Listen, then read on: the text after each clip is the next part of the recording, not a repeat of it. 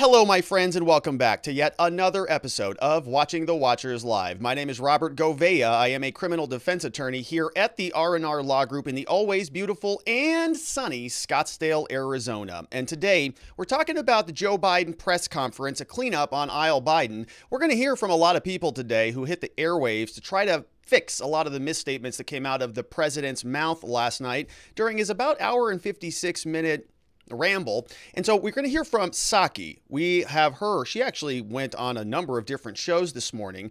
She was on Jake Tapper's show and some of those others, but she went on Fox News. And that's how you know it's high alert, red alert status over there at the White House, because they're going over on Fox News. They got to go into the lion's den to clean up this garbage.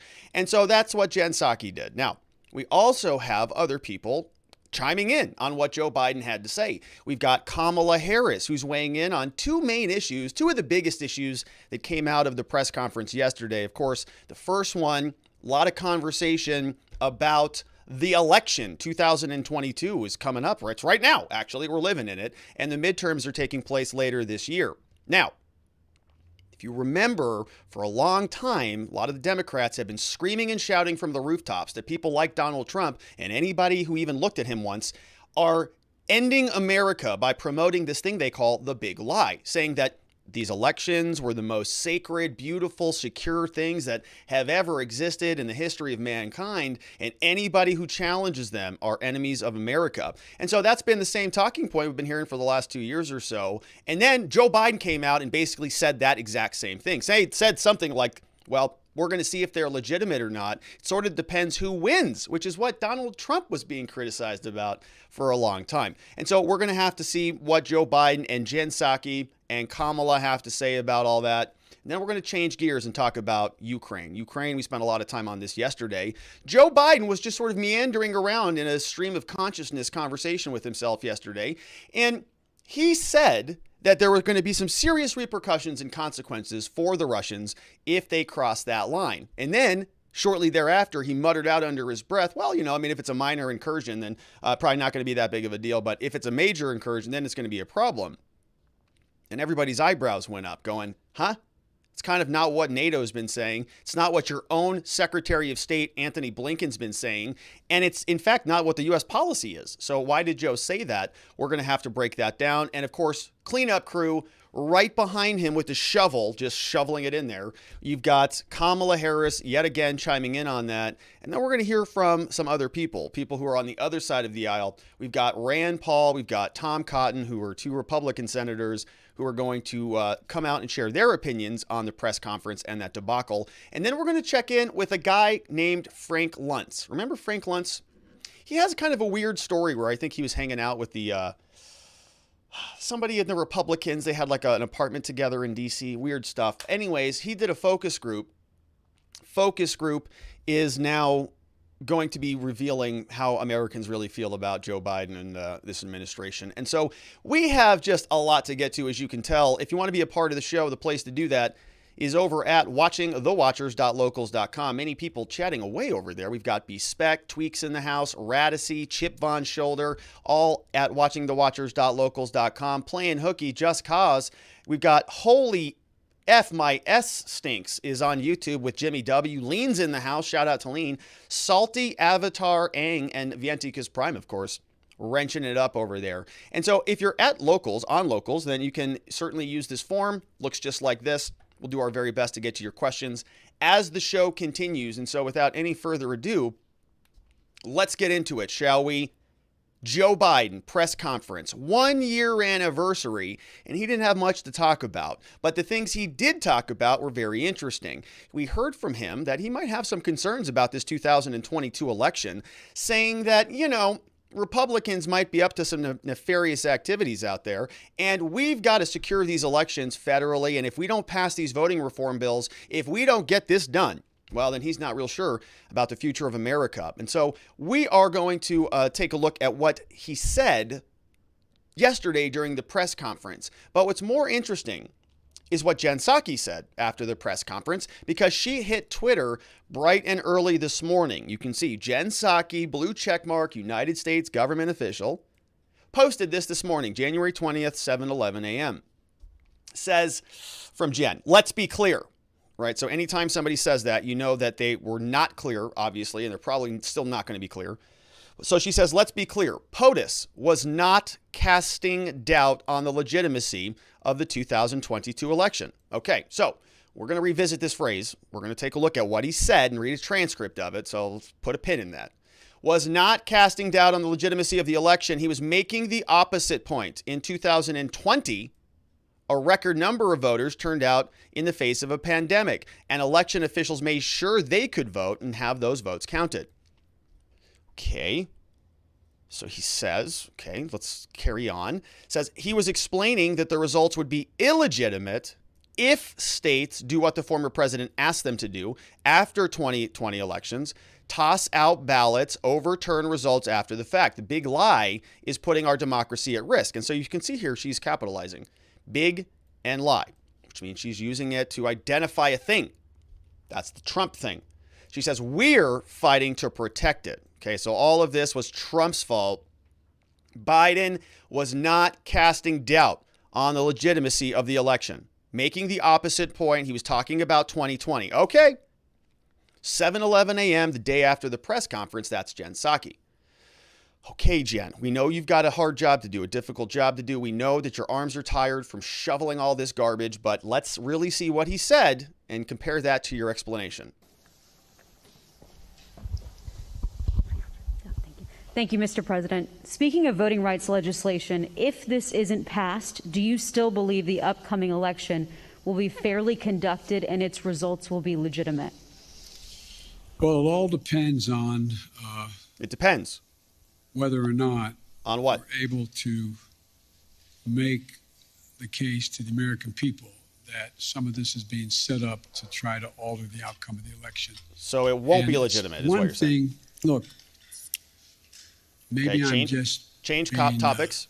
Too much of an optimist. Remember how we thought not that many people were going to show up to vote in the middle of a pandemic?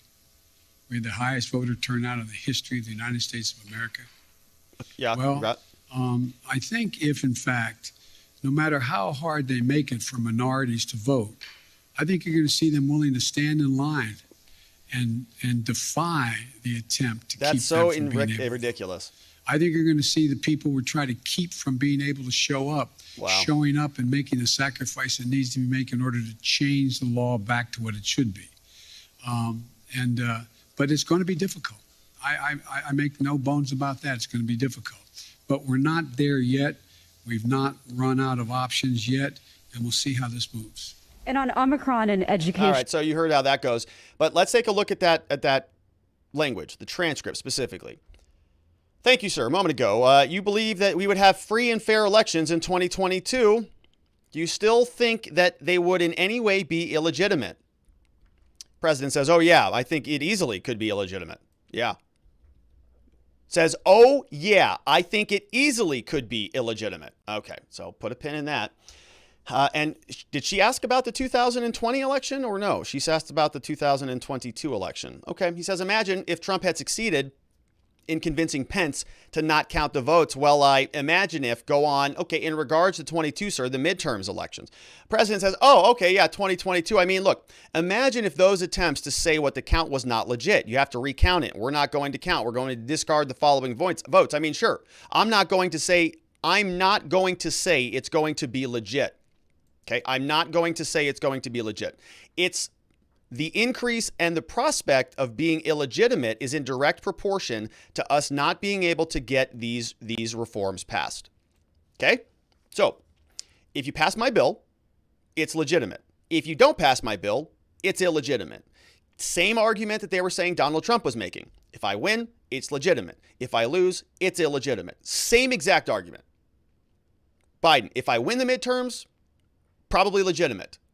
And based on the fact that he's going to lose them, and the voting bills are not going to be passed, obviously, he is pre-butting the loss, which is the exact same outcome that people were so antsy about with Donald Trump, right? Pre-butting you're going to lose. And once you do lose, then you're going to have undermined American democracy by saying these things and jeopardizing the sanctity of the vote, right? That was the same argument They made it both times. They made it with Donald Trump. Are they going to make it here? Let's see.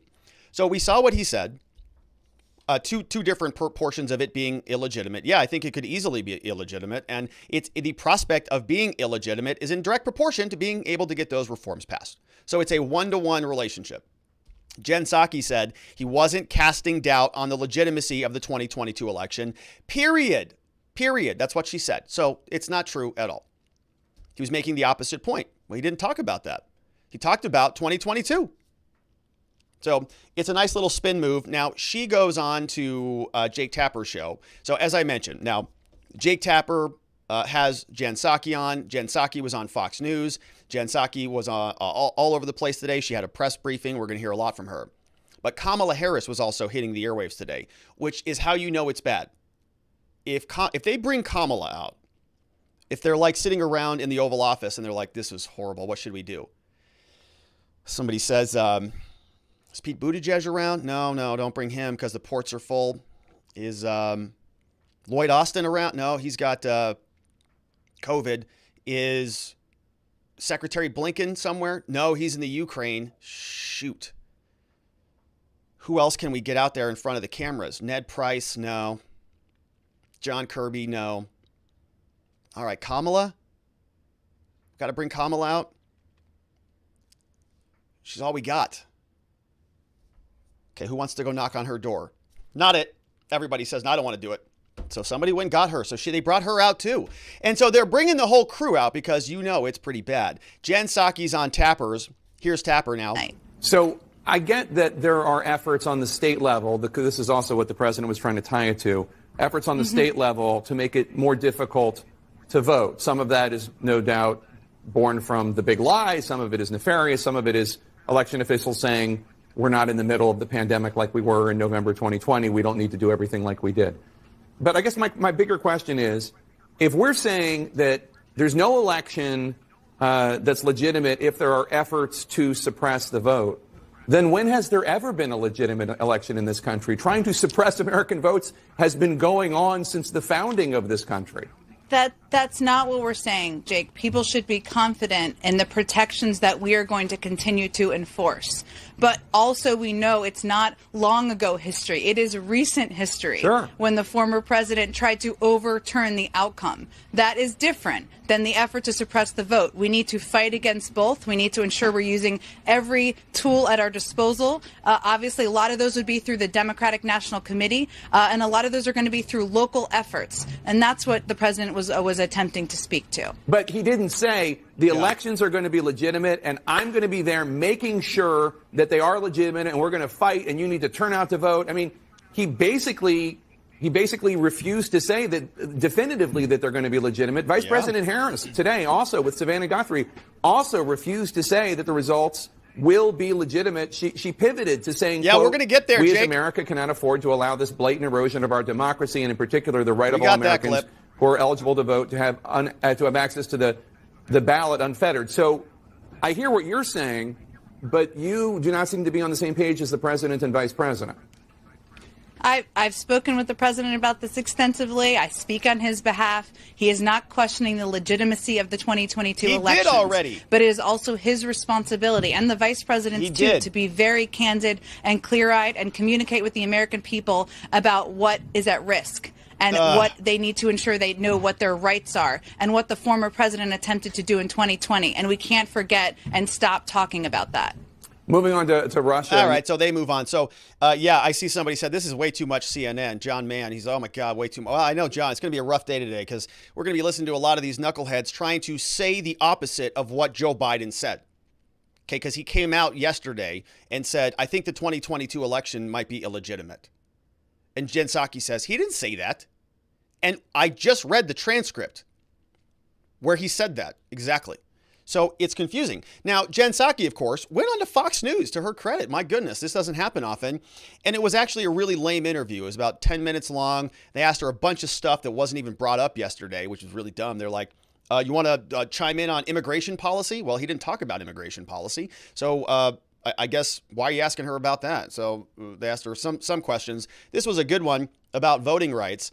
And it is the same answer, right? So she's got her response That is not what Biden said. And it's also not what Kamala Harris says. We're going to hear from her in a minute. So it's actually opposite of what this administration says. And here she is again on Fox. Well, first, I've talked to the president a lot about this, and he absolutely is not predicting that the 2022 elections would be illegitimate. The point he was raising was both that in 2020, even amongst challenging circumstances, efforts to suppress the vote, and the midst of a pandemic, there was record turnout. Democrats and Republicans, record turnout to go to the polls. And the point he was making is that the former president asked a number of states, 7 or more in fact, to overturn the outcome of the election.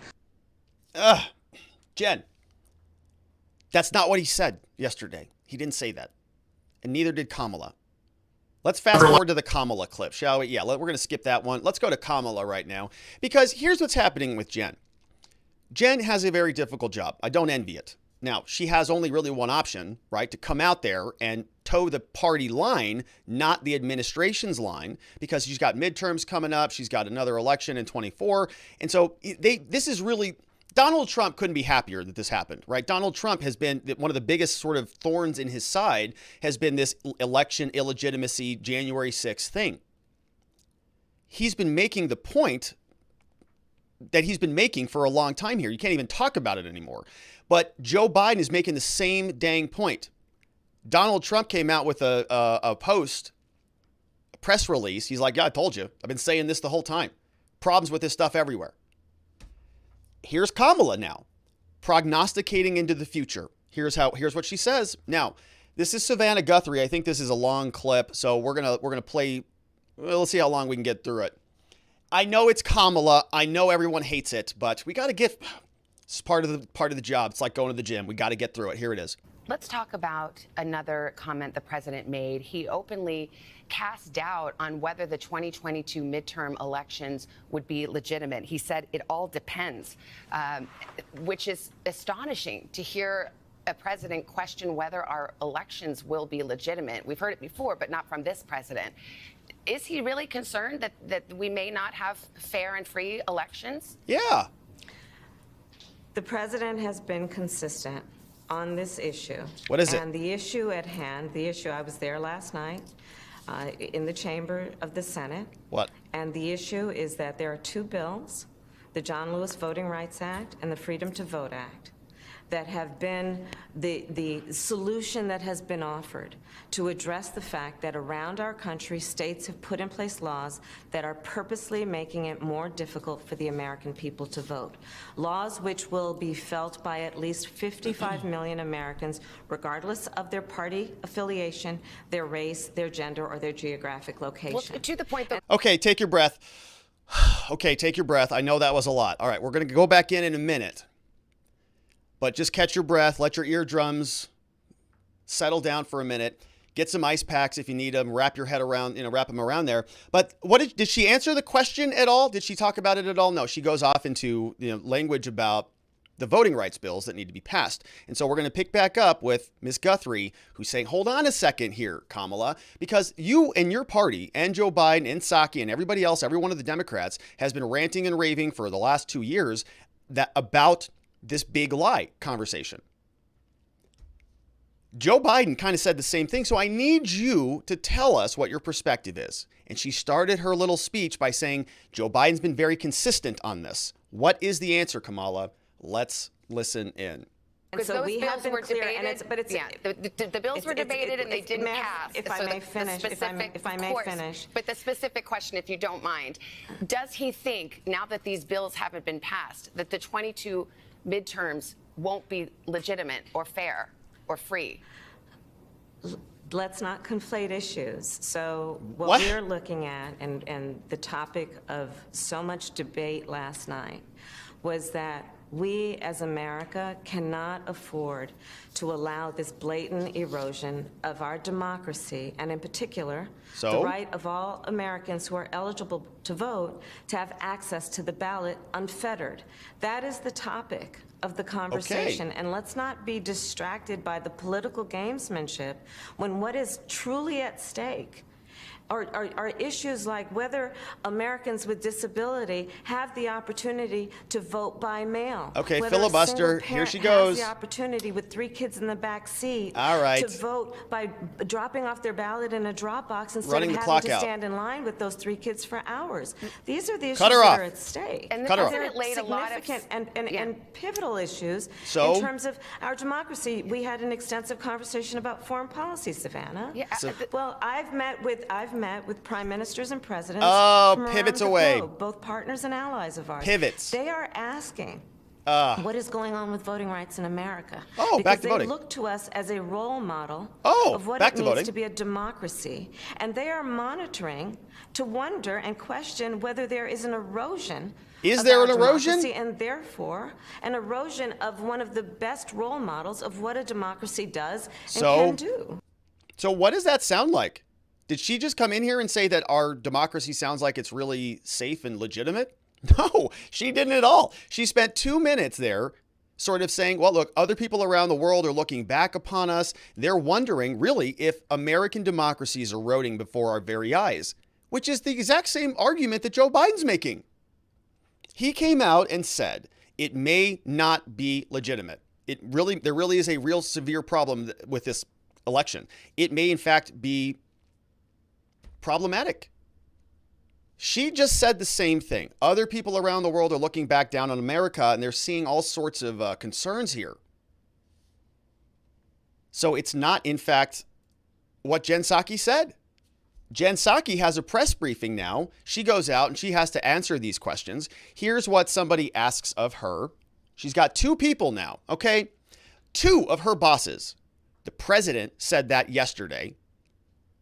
Doubts the legitimacy. The vice president said it this morning. Can't really support the legitimacy.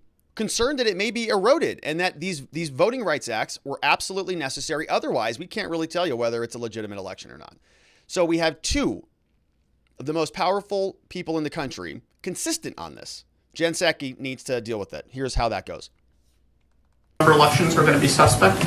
Well, I talked to the president about this last night and this morning. He was not intending to cast doubt on the legitimacy of the 2020 election. He was actually attempting to make the opposite point, which is that in 2020, despite COVID, despite many attempts to suppress the vote, a record number of voters, Democrats and Republicans, independents too, turned out in the face of a pandemic, and election officials made sure they could vote and have those votes counted.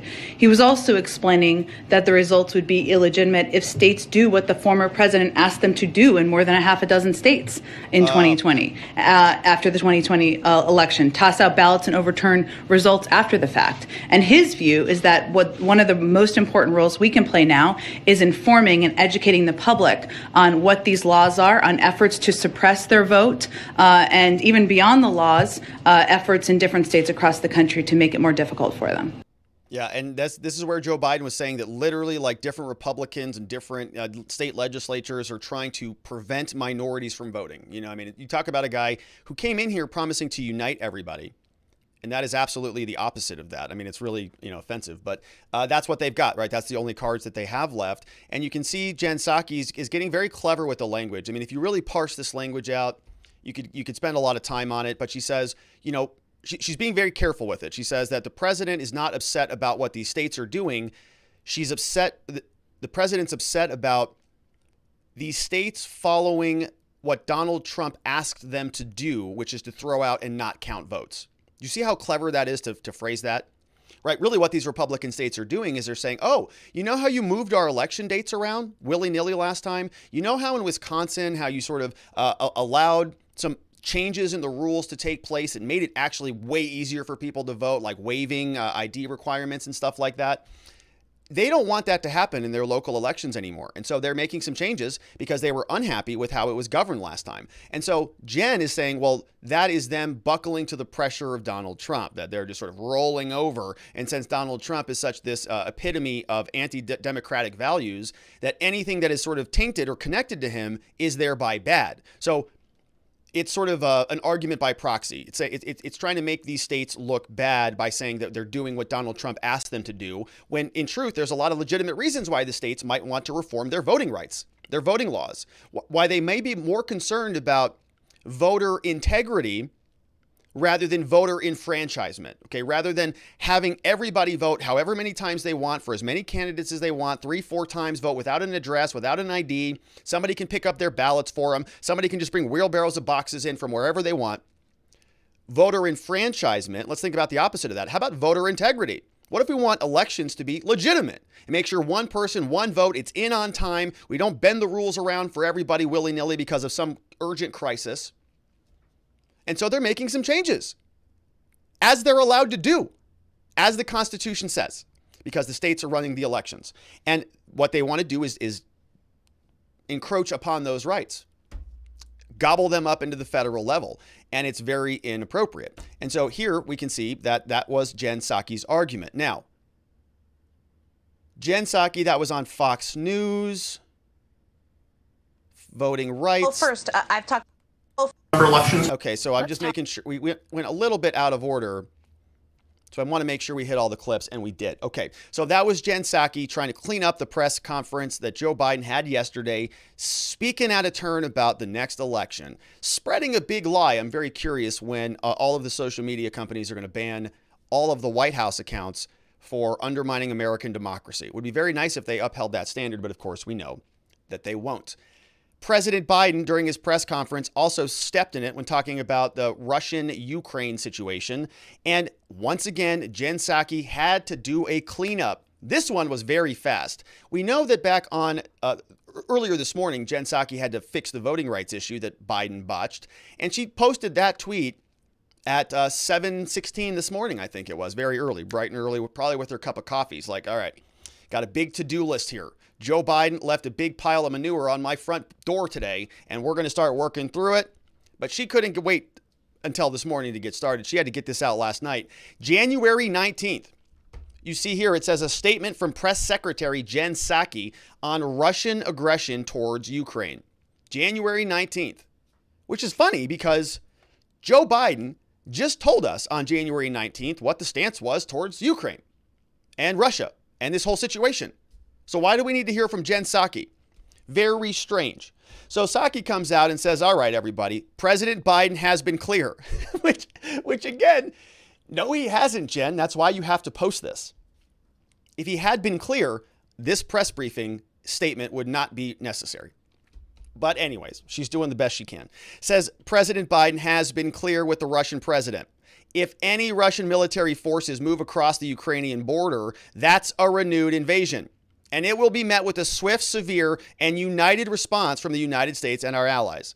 Well, that's not what he said yesterday there, Jen. He said yesterday something very different, something about minor incursions are okay. We're going to get to that clip in a minute. Says President Biden also knows from long experience, being a 37-year bureaucrat, that the Russians have an extensive playbook of aggression, short of military action, including cyber attacks and paramilitary tactics. And he affirmed today that those acts of Russian aggression will be met with decisive, reciprocal, and united response. Okay, I'm sure it will there, Joe. I'm real sure it will. You know, so I actually have well, maybe I'll save that story. Here we have the clips now. So that was the press statement from Joe Biden, from Jen Psaki, cleaning up what Joe Biden said yesterday. And this is where we get a little bit of a mixing of the messaging. Joe Biden comes out during his speech portion of the press conference and says, you know, some pretty hard language. It kind of sounds like tough old Joe. Here's what that sounded like. If they invade, they're going to pay. They're not going, their banks will not be able to deal in dollars. No dollars. So there's a lot's going to happen. But here's the thing. My conversation with Putin, and we've been, how can we say it? We have no problem understanding one another. Okay. He has no problem understanding me, nor me him. Does he speak Biden? And the direct conversations were. That's impressive. I said, you know, you've occupied before other countries, but the price has been extremely high. How long? You can go in and over time, at great loss and economic loss, go in and occupy Ukraine. Yeah. But how many years? 1, 3, 5, 10? What is that going to take? What toll does that take? It's real. It's consequential. Okay. So this is not all just a cakewalk for Russia. Militarily, they have overwhelming superiority. Oh, good. That's good. As it relates to Ukraine. But they'll pay a stiff price immediately, near term, medium term, and long term if they do it. All right. So there you go. You've got a line in the sand. President says, there are going to be serious consequences if they even think about this. If they cross this, look, they have superior military. It's a problem for our side, but that's okay. Glad that I'm announcing that in open air. So they have ultimate superiority, but we're going to make sure that their banks are hit pretty hard. And I'm serious about this. And if you think I'm joking, and if you think that you can rely on my performance in Afghanistan, that was an aberration. All right, we're going to do better this time, and we mean it this time as well. So very tough, Joe, which is nice. It's good. It's strong American leadership. All right, good job. So then he comes out and then sort of says the opposite. All right. So I think what you're going to see is that Russia will be held accountable if it invades, and it depends on what it does. It's one thing if it's a minor incursion, and then we end up having a fight about what to do and not do, et cetera. Oh, well, okay. Well, that's different. That's different than what you just said. Because previously you said if they even think about it, it's going to be a big problem. But now you said, well, kind of depends on what they do. If they come in here and they're like having a cup of tea, maybe we're not upset about that. But if they come in here and they start to, like, for example, if they steal the podium out of Ukraine, oh my goodness. Well, there's going to be some serious consequences. I'm sure of that. But so Joe Biden sending mixed messages. And of course, minor incursion doesn't sound ideal. Like, what if it's your country? What if you're sitting there and your strong ally is like, let's say it's the United States.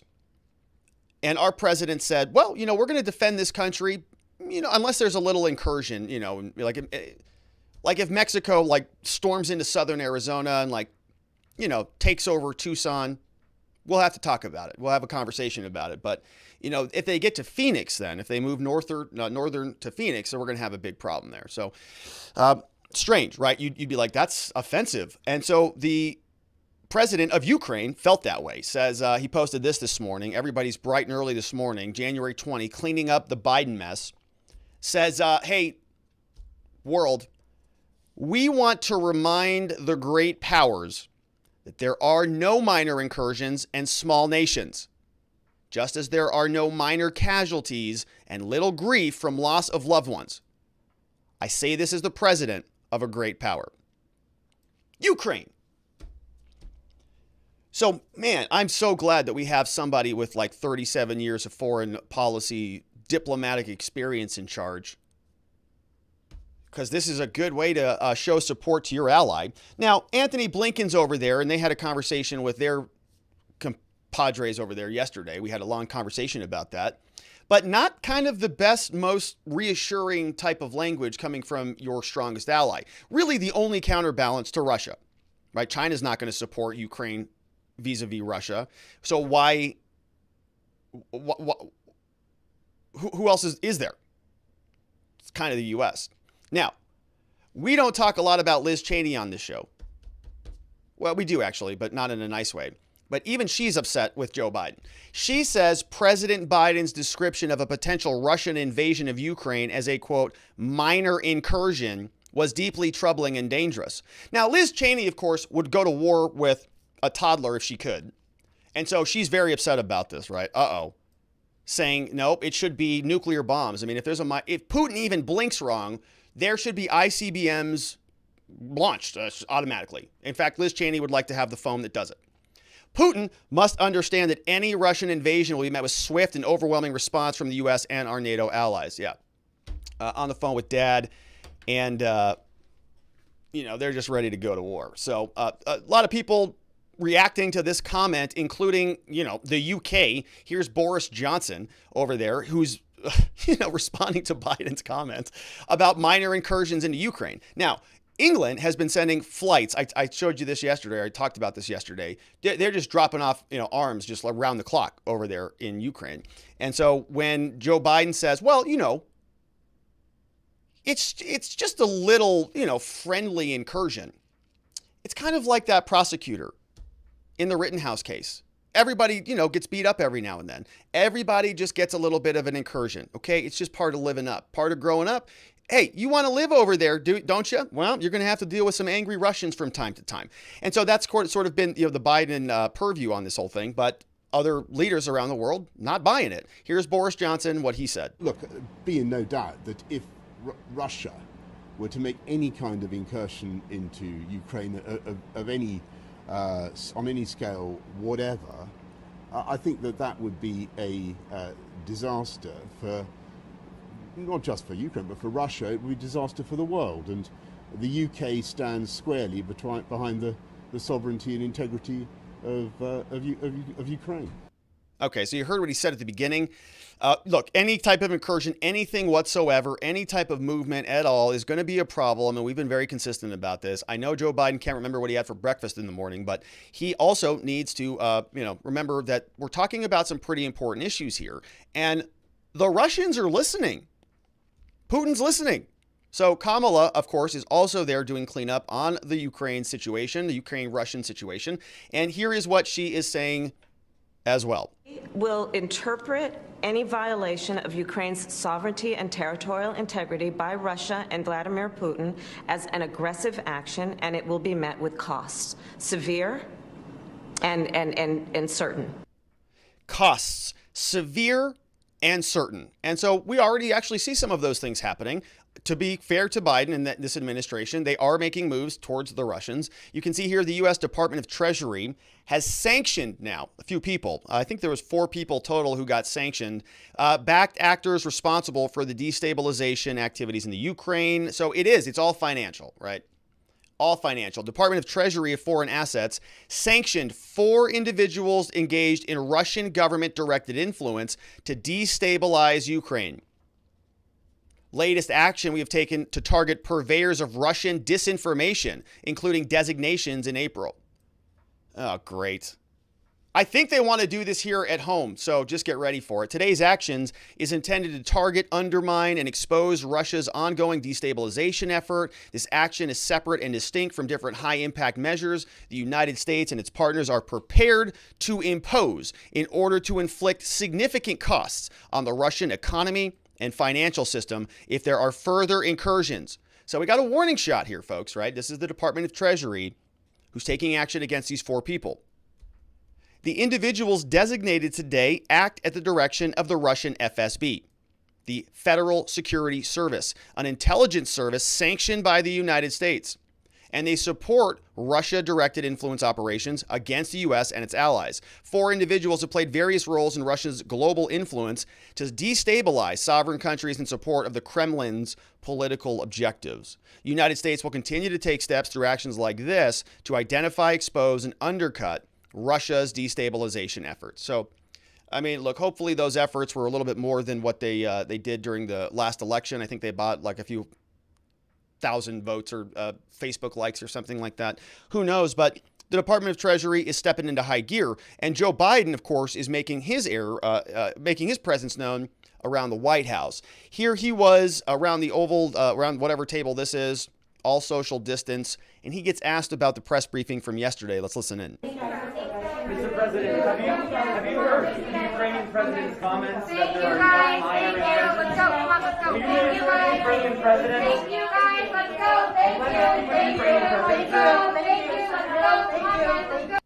So there's poor Joe, just kind of confused as always. And so they are just, throwing him right out of the press room. Now, I think he gave a statement or said something like that, but I couldn't get a clip of it. Backpedaling on a lot of what he said yesterday. The Republicans, of course, are not going to be letting any of this stand. We've got 2 clips from 2 Republican senators who are hitting the airwaves themselves and catching up everybody else, on their perspective about Joe Biden's disastrous press conference. Here is Rand Paul over on Newsmax. Here's what he said. Cleanup on aisle 5 when it comes to Ukraine, Russia, the comments made by the president. Really deep into the press conference using that term. If a minor incursion occurs, it would be different on how to handle it, et cetera. And I'm paraphrasing. But again, that term minor incursion forced the White House press secretary to release a response clarifying if any Russian troops invade Ukraine, there would be action taken by the United States, et cetera. But bottom line, Did you read that as a green light to Vladimir Putin from this president that a minor incursion is acceptable? I think it's a mistake to telegraph every action you would do to your adversaries in advance because it might encourage actions that you don't want. So it was a huge mistake. I think it shows that President Biden may not be capable of doing spontaneous or extemporaneous speaking. So I think he's still able to read notes, and it might be fine for him to read from prepared remarks. But I think it's a big mistake for him to speak extemporaneously. It may well be dangerous for our country and dangerous for the world because there doesn't seem to be a lot of thoughtfulness going into what comes out of his mouth. So that's great. That's Rand Paul. He's kind of doing that doctor clinician thing. You know, well, it was a very interesting performance by the president. We were able to see him conjure together several different sentences in a cohesive thought. I do attribute that to the fact that he had notes in front of him on the podium at the time. As soon as those notes expired and he had to transition into live rounds of conversation, didn't work out too well for him. And so my advice as a doctor would very simply to stop that type of conversation. And so he just moves on, which is exactly what we're all thinking. And Rand Paul nails it as always. So that's him. And then we've got Tom Cotton, who's next up, who's also going to be ripping into the Biden team. Let's listen to what that sounds like from Fox News. Look, Senator, she said it. The president didn't say that, though. And it wasn't like he misspoke. He really dissected exactly what he was anticipating and what we should brace for. What do you say about that? Yeah. Well, he did, and he spoke at greater length about Ukraine as well. What really matters is not what his underlings claim he said or what his cheerleaders in the Democratic media heard. What matters is what the Ukrainian president heard, and we just heard from him, and most importantly, what Vladimir Putin heard. And what Vladimir Putin heard is that he has a green light to invade Ukraine. And remember, these troops, more than 100,000 Russian troops and sailors, didn't just show up on Ukraine's border in a vacuum. This is happening in the aftermath of the catastrophic weakness and haplessness that President Biden displayed last August, getting our own people out of Afghanistan.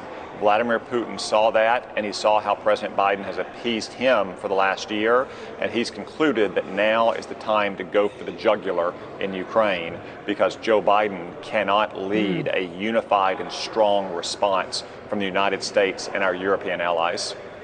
Yeah, and we talked about this yesterday. I mean, it felt like Joe Biden was almost goading him. You know, yesterday I was saying it sounds like he already has sort of accepted fate that Ukraine is lost. Like the decision has already been made. And you remember that one quote from Biden yesterday when he said, well, I sort of expect that he'll do it. I mean, he's got to do something.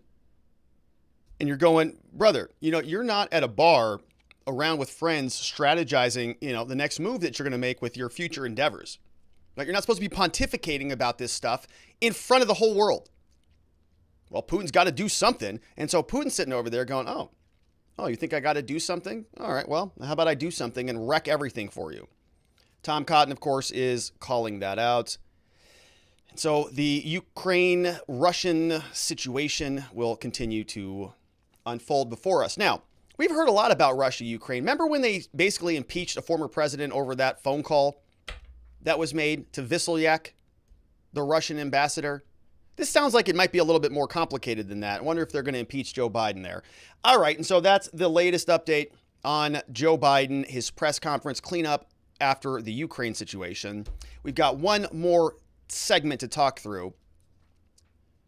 Jen Psaki was asked about President Biden and his leftward lurch, pulling people towards the left. You remember that Ducey asked him this question yesterday during the press conference, and so Psaki gets asked about that again today. One voter says, I just want to send a message. I think the Democratic Party is nuts at the moment, and the only way I can send that message is with my vote. And then another voter responds to that, yeah, the progressives have taken over the Democratic Party.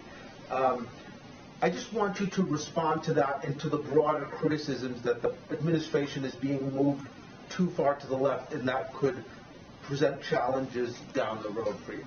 Well, I'm not going to respond to individual people in focus groups, but I will tell you that the president's view and our view is that His agenda is one that is broadly popular in the country among many progressives, but also among many moderates and, frankly, many Republicans who are maybe not sitting in this zip code, but are members of the public writ large. And that's because negotiating the price of prescription drugs is something people think is long overdue. That's because a lot of people can't afford the cost of childcare. It is prohibitively expensive. That is why 2 million women, in part why 2 million women are not in the workforce. Okay, so polling going too far left. No, a lot of our policies are actually broadly popular throughout gigantic swaths of America. Is that right there, Jen? Are you sure about that? Because the AP doesn't say so. AP posted this January 20th, 2022, says Biden's approval rating has steadily declined over the year from 59 in July to 50 by September to 43. AP NORC poll shows 56% of Americans disapprove of how Biden's handling his job. Now, you also remember that there was a big statement or big question yesterday from, I think it was the Newsmax guy, who asked the president about his cognitive decline and said, look, sir, with all due respect, you've been in office for 37 years. Apparently that means that you've done something meaningful with your life. Thanks for all of your service. But do you have dementia? We need to know because you're running the country. And he didn't even respond to it at all. He didn't even answer it. And so he's sort of parrying these questions away, saying that they're not relevant. But it's looking like the polls are going the opposite direction. AP is also reporting, poll also finds that close to half of Americans are not confident that Biden at 79, the oldest president in history, is healthy enough or has the mental capability to do the job effectively. So it's not a rude question, right? It's a question that many Americans are thinking. Close to half, in fact, are thinking that. And so the president, I think, has an obligation to respond to that. Now, Biden approval, this is the rest of the story, hits the lowest of the first year, first time disapproving of his handling, majority, first time disapproving of what he's doing. More Americans disapprove now than ever. As of now, just 28% of Americans say they want Biden to run for re-election in 2024. Do you see that number? 28%. And that includes only 48% of Democrats. Yikes. They've got 3 more years of this guy. 3 years. Asked on Wednesday about this, Biden said, I don't believe the polls. It's a stark reversal from early in Biden's presidency. In July, 59% proved, dipped to 50% in September, and it just goes on. You can see this is what it looks like in charts. So even Democrats that were basically near 100%, which is just wild, back in January, they've trickled back down to 76%. So there's still 76% of Democrats that are like, this is pretty good. It's going pretty well. Yeah, I'm pretty happy with everything. I look around here and yeah, feels right. Feels pretty good for me. So that's interesting. Now, independents, of course, are all of them averaged out down to about 43. Republicans, a little bit more connected to reality. 9% of them are like, yeah, this is pretty good relative to the 76% of the Democrats. Now, you can break this up by, it looks like, what is this? Men and women. So women, about 46%. So he's underwater with both genders. Men, 40%. So that's tracking right. Let's see here. We got it broken down by race. So we've got white, black, and Hispanic. So the white people, 38% is the approval number there. Let's see. Hispanic is at 52% approve, and black is at 60%, according to AP polling, AP NORC polling, which are low, right? These are low numbers because these should be much higher. These standard lines are much higher. So not looking good. Let's see here by age. So people under 45 still seem to think he's doing all right, about 49%. No, I'm sorry, under 45 are at 36%. So the young folk think that he's a disaster. People over the age of 45, well, that's still young folk. I shouldn't deviate that. I'd say basically anybody under 100 is young, as far as I can tell. So 45 plus is 49%. So not sure what's going on there, but you can see a cumulative summation of the polls here from President Biden job approval. Approve 40.9% over at Real Clear Politics, and then 53.9% disapprove. So that's plus 13 points. Look at that, plus 13. Because it's just like a disaster. And so we can see even the New York Times, their opinion page is reporting on this. And they've got an interesting little group presentation from Frank Luntz, that guy who had that bunk bed with that congressperson in Washington, says the lowest point in my lifetime about how the lowest point in my lifetime, how 14 independent voters feel about America. This was posted on January 20th. So let's take a look. It seemed, listening to a New Times opinion focus group with 14 independent voters, they're far more worried about their finances than about COVID. We're going to go through, I got 2 clips of this. They were asked why they held Biden responsible for this and whether they would tell him if they had the chance. They talked about energy prices, the economy, importance of being moderate, desire to avoid mandates. The virus might not be done with America, but several of these independents are. Focus group was made up of people who voted at least once for President Barack Obama and at least once for President Trump. Okay, so they're independents, right? These are sort of swap overs, people who sometimes will vote for Biden and sometimes the other side. They were less furious about the state of the country than pessimistic about the future and dismissive about whether Mr. Biden or either party could improve things. Let's see here. Republican candidates who led the discussion said afterward, Joe Manchin came in for some praise. Anthony Fauci came in for some criticism. Most were lukewarm on both Mr. Biden and Mr. Trump running again. So here's a clip of what that sounds like. We're going to hear from several different people. Of course, these are all, supposedly independent people. We've got a number of different states chiming in. Scott from Florida, Ohio, Arizona, Virginia, California, 2 from California, Georgia, Illinois, Texas. You can see Frank Luntz down here. And we've got Kansas on the board, New York, another New York. All right, let's listen to what they have to say. I think this is about a minute and a half. And I'm 66, so I have seen this country, lots of ups and downs. And I feel this is the lowest point in my lifetime.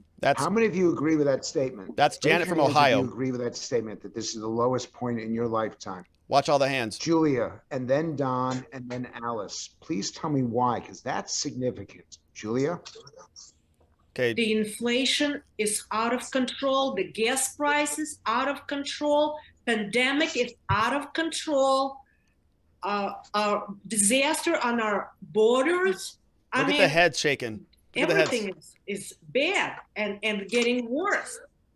And foreign policy, terrible. The Afghanistan disaster. I mean, it's just terrible. Don, why is this the worst time in your life? Given the fact that I'm a father and also the fact that I'm an educator as well, it's funny Janet mentioned that because that's the angle I was going to go. I hate the fact that kids can't just be kids anymore. I feel like the PPE is definitely preventing that, and it is a scary time for even my daughter to come up. So therefore, that's why I stated what I did. Yep. Alice, why so negative? Okay, it's so negative because I think they're taking us back to the caveman style. Caveman time. Meaning this, okay? On caveman, where you would walk around with a club and hit you over the head. I want what you have. So, and if you don't give me, whether it be money, they steal from you. This is what they're doing. I'm not saying they, but this is what's happening. Okay? You're not even safe to walk around and go to the train station because somebody might throw you off the train. Okay? Somebody's gonna try to take what you have in your pocket because they can't get it. So they regret. It's a regression. We got to move forward. Yeah. And that's a great point, right? I mean, I think, look, what have we spent most of this time talking about? Nothing that really any of these people talked about. Voting rights, right? Does anybody screaming about democracy failing? No. Anybody screaming about Russia, Ukraine, global affairs? No. Right? They're talking about kids having to put their masks on and losing their lives for 2 years as they're coming up. We hear Don from Georgia talking about his daughters. He's an educator saying, that's kind of the only thing I care about right now. Right? Other people talking about, I can't get on the stinking subway because somebody's going to push me in front of a train. And Joe Biden and Jen Psaki are out there talking about Russia and voting rights and filibusters. It's like, no wonder your numbers are in the toilet.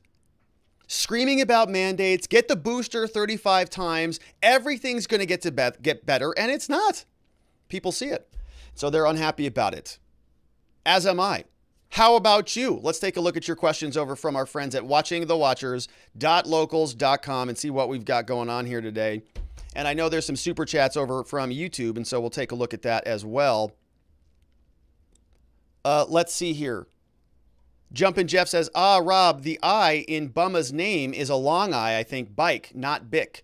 Yeah, I think you're right about that. She corrected me on how I say that, but I'm not going to change it. Kenny1B says, the in-house Russians comment is exactly right on the encroachment of NATO. That was, I think, was that from today? Yeah. TOS Forever says, do you agree that from a previous historical writings that war will occur? Financial sanction war or physical war? I don't know. I don't think I'm really overly qualified to opine on that. If you take Joe Biden's word for it, what does he say? Well, he better do something. And it sure looks like it might be a physical war because they're beefed up for it. So, yeah, maybe they just go right on in there. This is what everybody is concerned about, right? When you get a weak, feckless president up in there, somebody who can't even remember his name most of the time, you're going to start to see moves being made around the world. China encroaching on Taiwan, Russia encroaching on Ukraine, and around we go because it's open season. What are they going to do? What they did in Afghanistan? Oh, I'm sure they're real scared about that. And Joe Biden, he's already in the toilet, so America's not, going to stomach a new war. They're not going to do anything. They know that. They're not dumb. Sergeant Bob says the big lie is Sleepy Joe. From Sergeant Bob. Good to see you, Sergeant. Let's see what else. We have It's Ed says, hey, Rob, I know this is kind of ad hominem, but I have to ask, does Kamala's laugh sound like Bald Bull's laugh from Mike Tyson's Punch-Out? Oh, my goodness. I'd have to take a look at that. We might have to just... I remember that game, and I think I know who you're talking about. That game was one of the most frustrating games of all time. Kamala Harris is one of the most frustrating peoples of all time. It might be the same thing. We have Peely Wally says, hey, Rob, hope you're well. Biden is just as embattled as the UK Prime Minister just now, UK PM for having a party back in 2020 when the rest of the country were locked down before Christmas. I did see that headline, and it doesn't surprise me a bit, right? Because we were doing that here. All of our oligarchs over here were doing the same thing. Going out and having cocktail parties and hanging out with everybody, their mistresses in California, wherever they were going.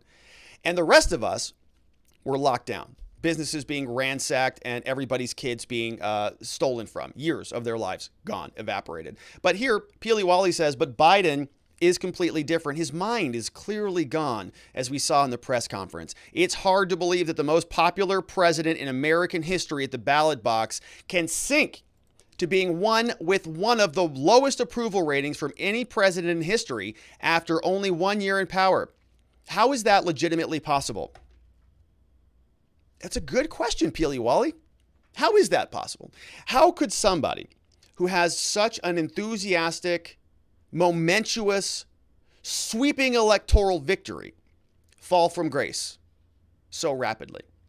How could Peely Wally, how could people like you and many people who watch the show and people like me who've been screaming about this for a long time now, how could we all see it in Joe Biden's eyes 2 years ago? But he still got elected. How is that? How is it that we had Donald Trump with rallies with stadiums full of people and Joe Biden had little circles in the lawn with nobody sitting in them? How is that? I don't know, Peely Wally. It's a good question. Hopefully we find some answers about that soon. English Dave says if Biden is saying the elections will only be legitimate if his legislation passes, what if his legislation doesn't pass but he still wins the election? I wonder what he'll say then. It's a good question, right? I wonder what he'll say. Maybe he'll come back out and say, nope, it was the most legitimate, serious, secure election in history. Who knows? Spawn Dog says, are we living in the twilight zone? This administration will boldface lie to us and then try to convince us we're crazy for not believing it, or we're racist if we ain't on board. Racist or a domestic terrorist or DVE or HVE, homegrown, violent, extreme, whatever. There's a lot of them. Greg Gonzalez says, the only way the 2022 election is illegitimate is when the Democrats lose. If they win, then no problem. 2020 was so clean, we need to overhaul the election to avoid illegitimacy. Right? It's not congruent. Now, what they're saying, of course, their response to that is, no, it was the most safe election ever until the Republicans fixed it, and then it became worse again, and so now we have to refix it our way. But I think everybody knows what's going on there. John says, nobody ever talks about Sam Walton or Ted Turner. These two had some silly ideas. Sam destroyed the co-ops and delivered cheap crap we don't need from China. Ted gave us 24/7 alarmism disguised as news.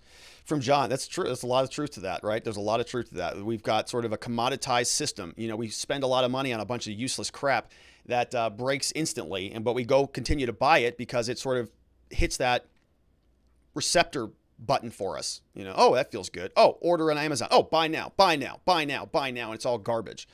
But that's just part of the society that we live in now because everything is disposable and it's a sad state of affairs.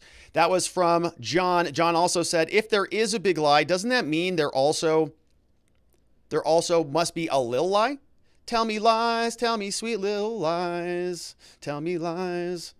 That's from John. We've got Marion Holtzman says, never let the enemy know what you're going to do. President Donald J. Trump, what a disaster Biden is. That's from Marion Holtzman. Says, never let the enemy know what you're going to do. President Biden, what a disaster. Yeah, tell me about that. Faticus, love that with a nice super chat. Best name probably ever. John says, I already read that one from John. Another one from Faticus. John also says, we need to get back to buying things made by our neighbors and trying to return to the days of slower news cycles. A lot of truth to that. You know, there's some interesting sort of things happening with a lot of the tech billionaires. So they actually sort of disassociate their kids from a lot of technology. It's very, very interesting, right? A lot of the people who sort of made their millions and billions in tech don't want their kids to have anything to do with tech. And I'm learning this through some of my networking groups where there's a lot of, you know, people that have resources, right, to sort of do those things. It's very interesting. I was just in a meeting today with one of these networking groups, and they're talking about disassociating from technology because it really is like reprogramming your brains. There's some wild stuff going on. All right, James says, something Bo Fiden, LOL, keep up the good work. That's from James Jarvis. Yeah, so yeah, if you it's like an anagram on that. It's like an anagram. If you reconnect the dots on that, then it's like a little puzzle piece. So that was from James Jarvis. Let's go back over to locals. That was Spawn Dog. Says that we're racist if we're not on board with their plan.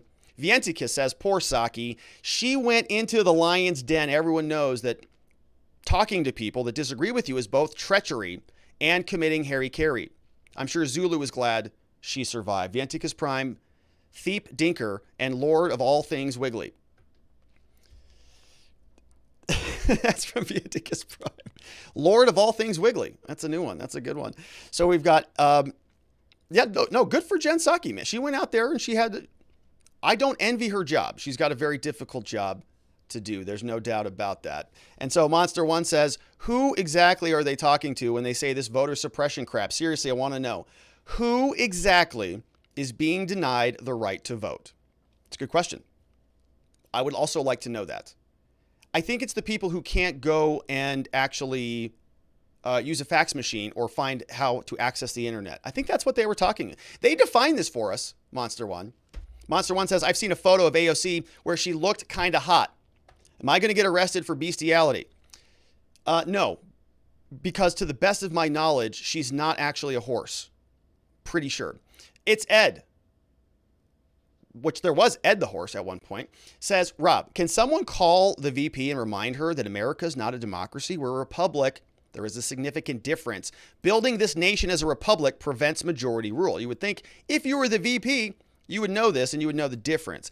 Yeah, but, you know, she's not, I think, well, she is a lawyer, so she did take constitutional law. Presumably she's read and understands, you know, some of the political theory behind the Constitution in the United States, but she also is Kamala Harris, so not sure about that. Says, right, cackling Kamala. Afghanistan has really shown the world what democracy can do. I doubt the rest of the world looks up to the USA. You'd have to ask yourself that based on our promises. You know, it's just like anybody, right? If your best friend says, I've got your back, and then they don't, and you ask them to have your back again, what did George Bush say? Fool me once, shame on me. Fool me twice, you're not going to fool me again. Sergeant Bob says, typical demo playbook. Blame President Trump for everything. Open Eyes with a nice donation. Thank you for that, Open Eyes. I appreciate that. And Liquid City says, do you think this whole Ukraine situation could eventually lead to nuclear war? How close is that with this? So I've actually been reading about that, and some people are saying that it's not far off, right? And it wouldn't be like a global nuclear war, which maybe it would, I don't know. But there are posts out there of people speculating what the Russians would do with very targeted small nukes, to basically as a deterrent effect to make sure that the whole thing goes off without a hitch. And all these people are playing these different game theories. I'm not a military advisor, of course, but it's I think a big reason that a lot of people have a lot of eyeballs on this, in particular, because somebody educated me about this yesterday, something about when the Soviet Union collapsed and broke off into a lot of these satellite states, Ukraine ended up with a lot of these nuclear weapons. Nuclear weapons, of course, we do not want those to be proliferated around every which way. The United States entered into agreement with Ukraine to, take some sort of security control of those things, promising to support them, trying to integrate them back into, the envelope of NATO. And that creates a division, right? It's sort of like a second, an extension of East Germany, West Germany versus, and now we're just sort of moved into a different geographic area. That's why people are using a lot of these Cold War analogies, which of course was about nuclear weapons. So, why would that dynamic change? I don't think that it will. Abel Delta says, is it fair that I have lost respect for many of those around me because they're fine with their side lying and cheating just to win? It hurts my heart. I think that you're seeing a lot of that, Abel Delta. And I think that, a lot of this, I've seen a lot of this with COVID, with the pandemic and families like literally being split apart. I've had friends and stuff who are like, Rob, I got disinvited, not me personally, but friends who've got disinvited from certain activities because they're not vaxxed or not jabbed or anything like that, right? And families as well, like people not going to spend time with each other on Christmas and over the holidays because of political opinions. And I think it is a very sad thing, and there are people that I've, lost touch with because over the last 2 years because of their protocols. And, I started doing a show and people disagree with the show. I've lost friends from the legal field say, you've gone off the deep end, Rob. Okay, that's fine, right? But there's a lot of division out there. But in that division, there's a lot of opportunity to reconnect, right? I've said this repeatedly, that I think society is sort of in this self-sorting phase, which is not necessarily a bad thing, right? I want to spend time with the people who are interested in liberty, in freedom. I want to do business with those people and live in communities with those people and spend my free time thinking and conversing with those people. And if the COVID bubble wrap hysterics and the high taxers and the people who want rampant crime and who don't care about national borders and who have no connection to culture and don't care about self-defense and firearms and don't care about due process and want to throw 35 pronouns in their profiles and they want to go create their own society and live over there, that's fine too. They can have a great time. But don't mandate your garbage lifestyle for me. I think this self-sorting is going to continue. And so I think it's something that, yes, it does hurt your heart. It hurts my heart, Abel Delta. Sad state of affairs. Our society, I think our stinking, rotten government has caused a lot of this. By ratcheting up the fear, by causing division as a result of the fear. And we're going to have to get used to this. And so it is a little bit dark right now, right? There's darkness. There's a lot of division. Relationships are shattering. Domestic violence crimes are up. Alcohol crimes are up. I think there are going to be ripple effects from this for a very long time, but there is a light at the end of the tunnel. You're going to be able to reconnect with people who really are in alignment with liberty and freedom. So keep that positive focus. Open Eye says the massive overcounting of deaths is out in the UK. It will be the same here. Go to Dr. John Campbell's YouTube for the info. It's massive. Dr. John Campbell has a great YouTube channel. Yeah. Died with COVID or died because of COVID? With or as a result? With or by? John Campbell. Going to have to watch that after this show's over. Thank you for that, Open Eyes. Kenny1B says Democrats used COVID as an excuse to change the rules in 2020. It worked, so now they want to codify the changes. We covered a lot of that. A lot of election litigation, changed the rules before the election took place. We talked about, I think, 8 cases in 8 different states. Kenny1B says Russia has now amassed 125,000 plus troops on the border, including fighter jets, heavy bombers, nuclear-capable short, medium-range ballistic missiles. In context, the U.S. amassed 100,000 troops in Kuwait for Operation Iraqi Freedom. So why would you be doing that? Does he want to negotiate something out of this, right? That might be one reason. Or the other reason, he just wants to take it. Peely Wally says Putin must hardly sleep at night, knowing that President Biden is issuing threats to him. I'm sure he's quaking in his boots because Joe Biden is out there ranting. Soul Viking is here, says strong tweet from Zelensky, correcting the dazed and confused Joe Biden's talking points.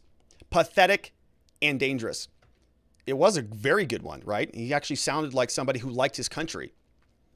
Monster One says the Biden family knows all about the minor incursions. Just ask Hunter. Or should I say incursions into minors? Oh, that's from Monster One. That's a good one. I like it. All right. And Sergeant Bob says Donald has better hair than Boris. That's true. I think he does too. I think he does too. But he doesn't have that accent though. English and British Dave. Just a correction. It isn't England that's dropping off arms in the Ukraine. It'd be the United Kingdom. England and the UK are different things. One day I'll write a longer message explaining it so everybody can learn a bit about the UK and its countries. English and British, Dave. So thank you for that, English and British, Dave. I obviously have no idea what I'm talking about, largely when it comes to England, UK, Britain. It's very complicated for me. And, this has been something that I've been trying to learn a little bit more about. I have a video that I'm going to record very likely after the show today about Prince Andrew losing his honorary titles and all of that stuff. I don't even know what it means at all. This guy had like 8 titles. He was like the Colonel, Brigadier General of some Irish force. I'm like, what the heck? Why is he the Colonel General of the Irish fighting force? That's weird. I don't get it at all. But going to continue to learn English, Dave, and I appreciate your education. Keep it up. I need it. We have Vladimir. Oh, Putin's here. Says, what does American President Biden mean? It's a good question. Can we do incursion or not? President is weak. We do incursion anyway. That's from Vladimir. That sounds like Vladimir. I should work on my Russian. We have Kenny1B says, Putin doesn't care about the U.S. economic sanctions. We wouldn't care about Russian economic sanctions if we were preparing to oust Russian weapons from Cuba. Right. Some people are concerned about so let's say Russia's concerned about a military threat. So they're operating to solve a military problem. Joe Biden is playing not on the military board, he's playing on the financial economic sanctions board. They're not worried about financial economic sanctions. They're worried about military control and about putting pieces where they need them to be. So when you are operating on 2 different playing fields, it's very hard to negotiate to a resolution, right? It's like if you want to go buy a car and somebody wants to sell you a house, it's going to be very difficult to negotiate a resolution on that because you're operating in 2 different domains. That's what's happening here. We'll see how it works out for him. We've got another one. It's Ed says, do you think the Biden admin and the military team have learned from Napoleon and Hitler when it comes to going to war with Russia? Pack a blanket, prepare for cold weather, ensure our equipment could work in such a climate. The reasons why war with Russia is tough. No, I don't think so. I think that they're probably overly concerned with masks and face shields than they are with, actual military strategy. Kenny1B, and pronouns too. Don't forget the pronouns. Kenny1B says Russia started moving troops from the border gradually over the last year, but accelerating the buildup post-Afghan withdrawal. Tom Cotton doesn't quite have that right. Ooh, well, there you go. Well, thank you for that fact check, Kenny1B. Hopefully he figures it out. Tim Flynn says it's unnerving to watch these people make it obvious they have no idea what they are doing. Isn't the reality that the U.S. has no stomach to get into another proxy war right now? That's my opinion on this thing, Tim. I don't know. I feel like a lot of people out there are banging the drums of war. You get on the media and everybody's sort of excited about this thing. Really excited about it. Republicans are excited about it. Liz Cheney's excited about it. Biden should have been more stern. Biden's out here. I am more stern. What are you talking about? We're all gearing up for this new fight. And I'm not interested in it because I haven't been, nobody's explained to me how that serves American interests or why these eternal wars do. Don't know. Unnamed Russian negotiator. And that's not just, all love and respect to Ukraine and Russia and the civilians that are involved in all of this, nonsense. But if you expect your government, look, before you start unleashing somebody to go solve problems, you want to make sure they're competent, don't you?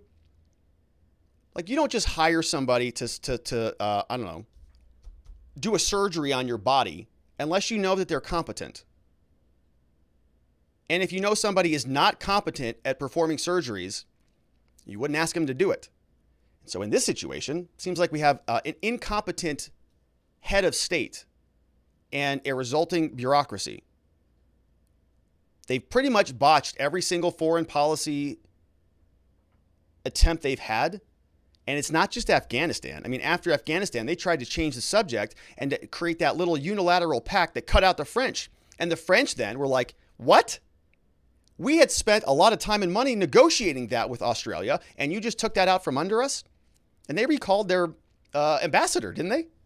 So Joe Biden, who's been in office for 37 years, kind of dropping the ball on a lot of this. Unnamed Russian negotiator. Did I read this one? I can't remember. We are not very happy with the extra costs we will incur. When we reclaim that which is not technically ours, if we hurt anyone, the price of hunters' paintings will increase significantly. We enjoy fine art, especially when it belongs to someone else. So they're going to go get Hunter Biden's paintings. Those are going to be worth $1 million one day. Ghost Gunner says, I've been saying it since he picked Kamala as his VP candidate. He was just the Trojan horse to get the most unlikable politician in the White House. Perfect timing to remove him in the next couple months. Why else would they be questioning his mental health now? I'm with you on that, Ghost Gunner. My long-term prediction, I'll double down on it, is after the midterms. I said they're just going to prop him up till after the midterms. And then after he's lost and done, that's the scapegoat. Then Kamala gets slotted in there, and she starts laying the foundation for the 2024 election. That's my long shot prognostication. We'll see if it happens. Monster One says, really, Luntz, you're surprised that people care more about financial issues more than COVID? Sorry, the fear tactics don't work anymore. People can't eat COVID masks. Or are you just such an elitist that you're out of touch with everyday Americans? Yeah. It's weird. People are more concerned about the livelihoods of their children than they are about the filibuster. Strange.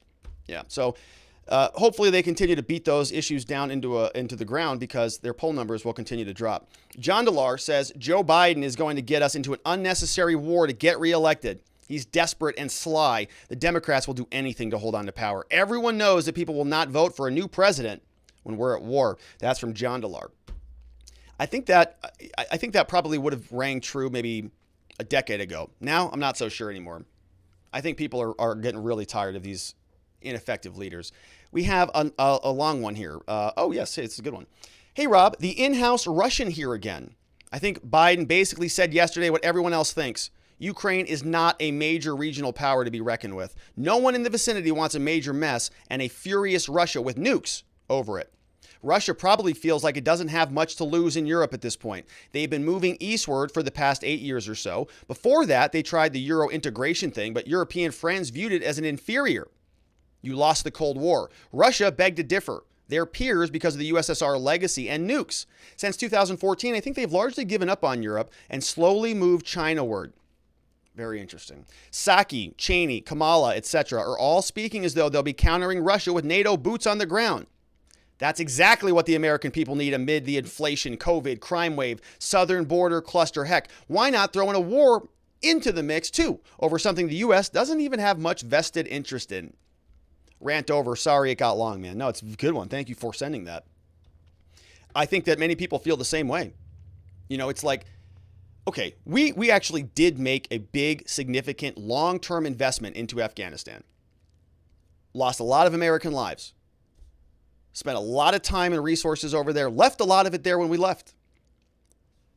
And so if the American military establishment doesn't have the stomach to see that thing through, Does anybody think they have the American people have the stomach to go into this? I doubt it.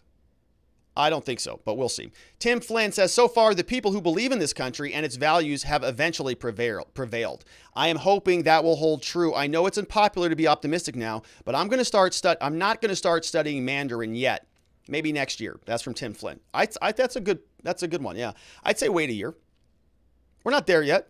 I have a lot of hope for America. I really do. I think that America is not the government. Okay, I have a lot of hope for America. I don't have a whole lot of hope for the federal government. But Americans, yes. American government, feds, no. Seawolf says, hey, Rob, how many people believe Biden really wanted to be president? I don't believe it was him wanting to be more than influential figures that wanted him to be more. I don't believe it was him wanting to be more than influential figures that wanted him to be more. How many of these figures have leverage over the man or his assets? I think Uncle Joe just wanted to be done with this and retire and get the monkeys off his back. I think there's some truth to that. You know, it's sort of the way Washington politics works, as we have seen. You know, you sort of get into that position and you just get slotted up into the next in line. He's like your second string. All right, first quarterback retired, put the next guy in. Who is it? I don't know. Whoever's there. Is he any good? Doesn't matter. He's next. Okay, put him in. And so we still have that type of thing going on here. And I think that Joe Biden was really just a nice consolidation of all, Joe Biden was like a tabula rasa, somebody who was so really inconsequential and mostly useless in his entire career that people could just kind of see in him whatever they wanted to. And they put upon him, he had kind of the Obama air left over and all of that. And he was just not Trump. That was really his only feature. Who has leverage over him? The same people who've had leverage over him his entire career, right? It's the same actual people who run things. I don't think that Joe Biden is really in charge of the policy that goes on here. I don't think he knows where he is most of the time. So it's just a bit, the U.S. government, it's like a Titanic. To move things around, it takes a long time. And he's as compromised as the rest of them. Monster One says, Rob, the people whose vote is being suppressed are dead people. It's why they refuse to clean the voter rolls. There's a lot of problems with that. C-Rose says, I got a follow-up on It's Ed's comment. Despite being lawyers and learning constitutional law, those that identify as Democrats believe that the Constitution is a living, breathing document that is to be interpreted to account for modern times and changes. Liberal law students tend to also believe in the cold hands theory, that the founding fathers should not be able to reach modern times with their cold, dead hands and tell people of modern times how to live. What are your thoughts on this? That's from C. Rose. And it's absolutely right? We talk about this sort of in terms of, textualists and a type of judicial philosophy that looks at the language that was written in the document and tries to interpret it according to certain standards, right? Think of it, this is more the judicial philosophy of Scalia and a lot of the conservative judges, the right-leaning judges. And the reason why that, I think, is a more appropriate way to govern a society is because you're actually referencing what's written, right? It's the law. It's black and white. If you don't like the law, change the law. But you have to operate according to the confines of the law. What C. Rose is talking about is this cold hands theory, this active liberty theory, that there's a living, breathing essence in these documents. That yes, it was talking about the right to keep and bear arms, but what it meant was safety and protection. And so you don't need guns for safety and protection because law enforcement exists now, and we didn't have that back then. And so we don't have to do what the founding fathers said back then because they're dead. And we're 300 years into the future. And we went to Berkeley and Harvard, and so we're much smarter than they were, and we know better than they do. And so we're just going to delegate all this over to the police department, and you don't need a gun if you live in California because we got it covered for you. And so you can see how that could be problematic because now you can see how, like a good example of exactly how this was seen in action was in the Supreme Court analysis. Supreme Court analysis, of course, our conclusion there was that the liberal judges were saying that the law, you back your way into the law. They were trying to justify the mandate, not because of the law, not because the law was written to give them authority to go do whatever they wanted, but because they said the consequences were so bad that it necessitated action.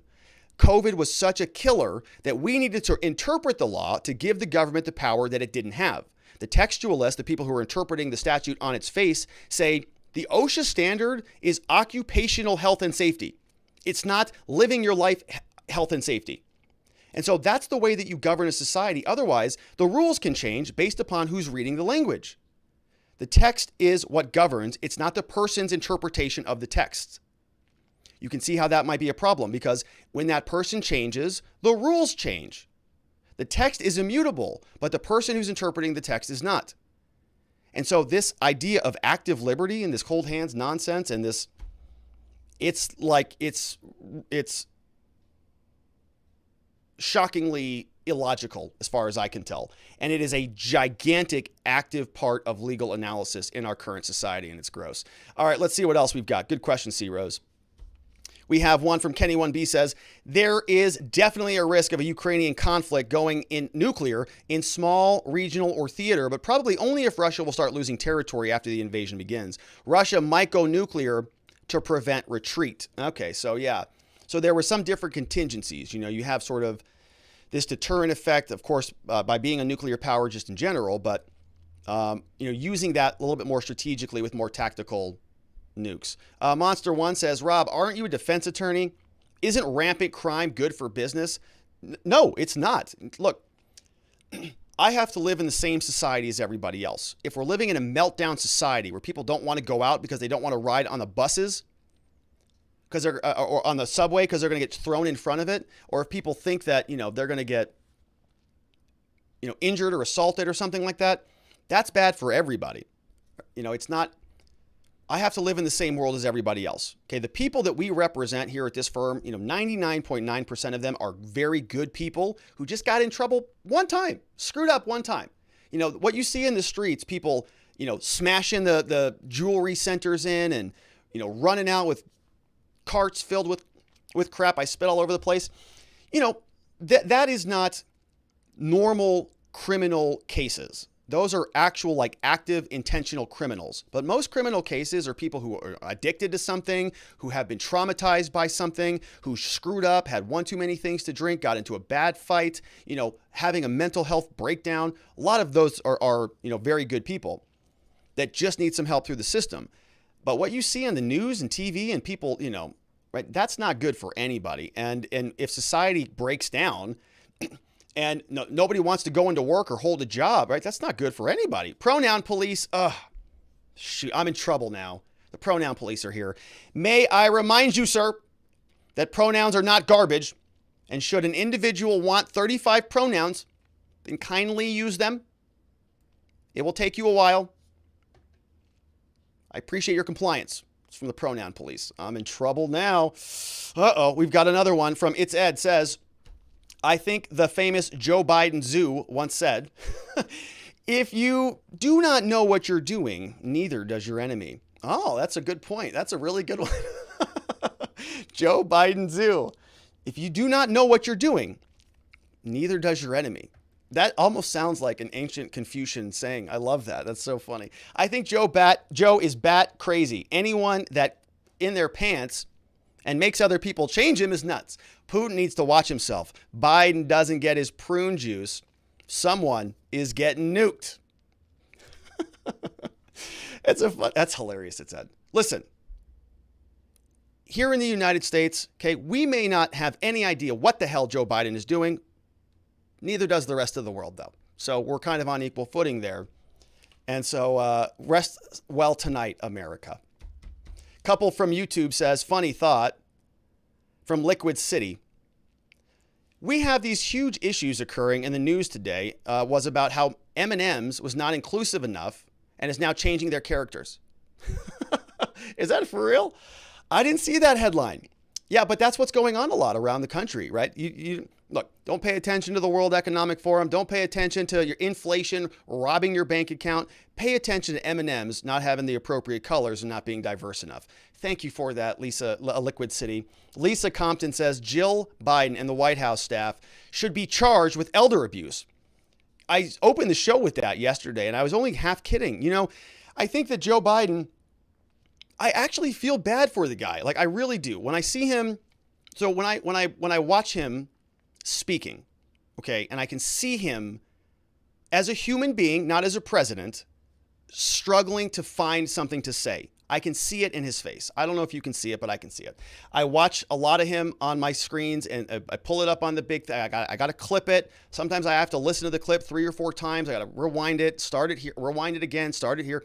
So I listen to a lot of the guy, and I can just see it on his face. Man, he's just like, he's a hurting, he's not well. And I have empathy for people who are not well, even if he is wrecking America.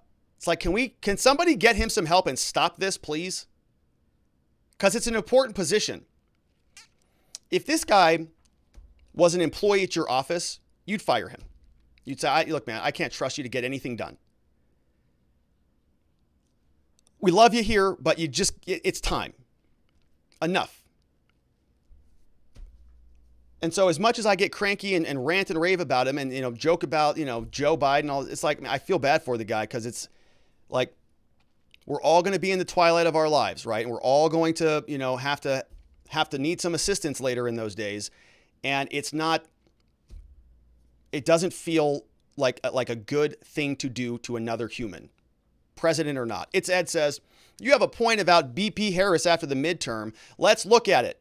Everything is crap, and it's only getting worse. When you hit rock bottom, the only way is up. If Kamala can clean up the mess of Biden and Trump, she could use that to get elected.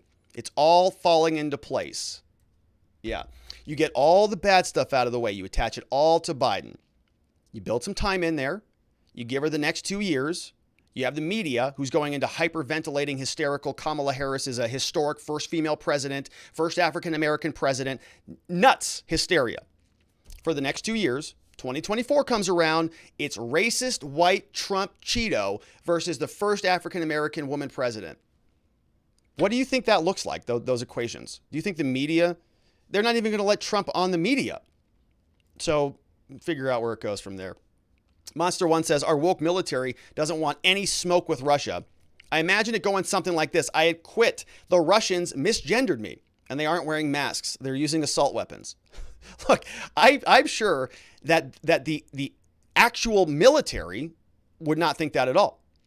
But Lloyd Austin, I don't know about him.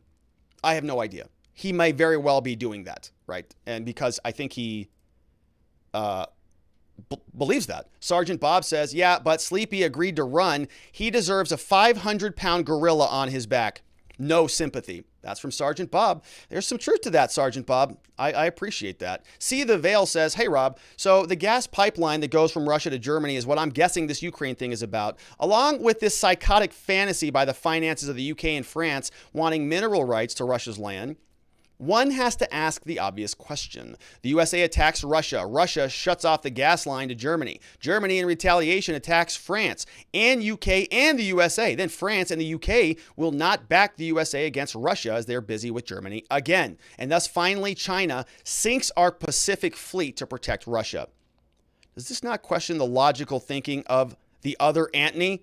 This so-called Secretary of State Antony has been using the Bolton messaging to push the USA to war with Russia, and this has not stopped in over 30 years. Question: when does the people of the USA tell the Secretary of State to obey the will of the people and not their financial stock portfolio?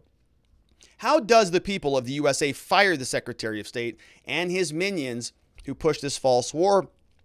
It's a tall order there, See the Veil. Very good summation. I don't know that Germany would ever attack any, UK or France or anything like that. Could you imagine a third time? Ugh, that'd be the worst. But the way you get rid of the Secretary of State, you got to change the guy at the top. That's a Joe Biden appointee, so the American people don't really vote on him, right? He gets nominated and confirmed, and once he's there, he's got to be, basically impeached or resign. And so I don't think either one of those are going to happen. Remember, Joe Biden thinks he's outperforming. So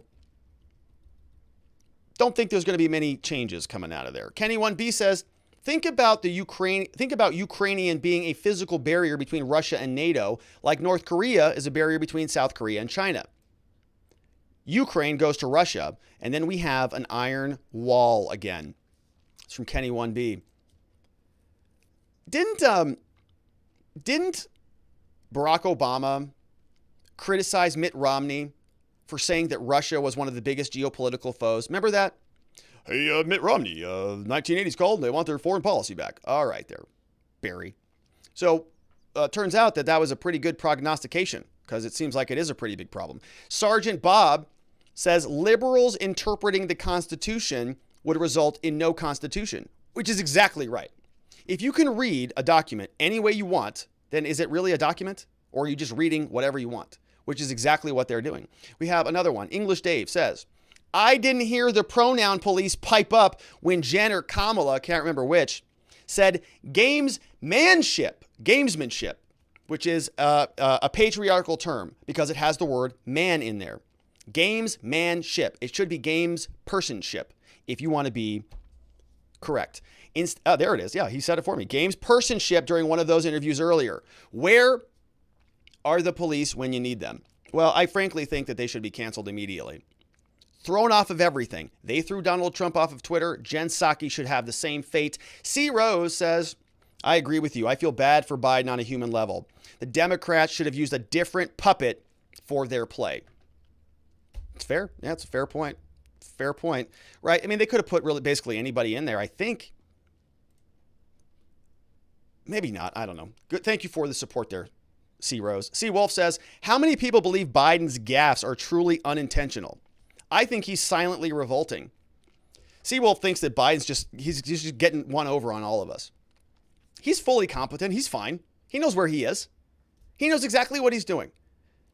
He's as good as can be. He's just like winging it. I'm bored. I got nothing else to do today. We can go for another hour. What other questions do you have? Russia? Minor incursions? Whatever. Come on in. Nobody cares. He's thinking one step ahead. We have LS1 Corvette fan says Obama campaign was interviewed why Biden, the person that spoke, said Joe is a politician. He's good at deflecting and staying out of the spotlight. Why Joe? Yeah. So why Joe? Why Biden? Yeah, right. He's just he's been this slippery snake for 37 years or however long he's been in the federal government. And so that's a good filter. You know, you know, he's got some staying power. He can literally plagiarize documents and run for president multiple times and call Barack Obama a nice, clean looking fella and all sorts of weird stuff. He can be the person literally responsible for the 1994 crime bill that I have always said for the last 30 years has put more black people in prison than any other person in history. Who's responsible for that? Joe Biden. And Kamala Harris is a prosecutor who implemented many of those policies. So I've said that for years, and still they got elected. Sergeant Bob says, pronoun police have been defunded. Well, I mean, if you're going to support defund the police, maybe defund the pronoun police. We have another one from It's Ed. Says, I don't think we realize how much China's financial status relies on the U.S. and vice versa. If America collapses, China will as well. Make no mistake, China and the U.S. can talk a big game about one another, but they need each other. I hope we could turn away from this, but when you have cheap labor like China, the prices are unmatched. It is cheaper to manufacture in China and ship to the U.S. than it is to manufacture in the U.S. We can't compete with the cheap, almost slave labor. There's a lot of truth to that, It's Ed, and I think there is a process underway of, decoupling to some degree. And as hopefully that continues to happen, I'm hopeful that, maybe some automation and some other things will be able to replace the need to outsource all of that stuff, over to China. Because I think that you're right. There is a lot of reliance on one another. Right. And this is why I'm sort of skeptical that there's going to be an all-out shooting war between the U.S. and China. I don't think that's going to happen, even if there is a Taiwan problem. Because remember, the Chinese need the U.S. markets. The U.S. markets need the Chinese goods. And if you wreck that synergy, that's problems for both people. And so, that's why I think that even if China does incur, on Taiwan, is the U.S. going to do anything about it? Not under this administration. But I still agree with you. I think it is a major concern when people freak out about Russia. Do you know what Russia's GDP is? It's like number 13. Okay, let's take a look at global GDP numbers. Global GDP by country. Where is Russia? Right? Everybody's screaming about Russia. They're number 11 for crying out loud. All right, so down here, you can see here, U.S. number 1, Japan. I was looking this up when we were talking about the World Economic Forum. The World Economic Forum basically governing somewhere between, I don't know, at minimum about $5 trillion. So they're about as big and powerful as, you know, China or Japan, arguably even the U.S. But so you go all the way down. Here's Russia, number 11. Canada, Italy, Brazil, France, UK, India, obviously all those, right? Number 11.